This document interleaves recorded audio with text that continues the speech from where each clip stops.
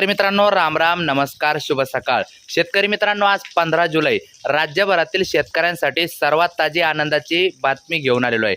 होय शेतकरी मित्रांनो, भरपूर शेतकरी वर्ग पावसाची आतुरतेने वाट बघत होते. तर सर्वांना दिलासादायक बातमी अशी आहे. पण ती बातमी सांगण्यापूर्वी विनंती करतो, नवीन असाल तर चॅनल एकदा नक्की सबस्क्राईब करा, या व्हिडिओला लाईक सुद्धा करून घ्या आणि शेअर करा, जास्तीत जास्त शेतकऱ्यांना शेअर करा.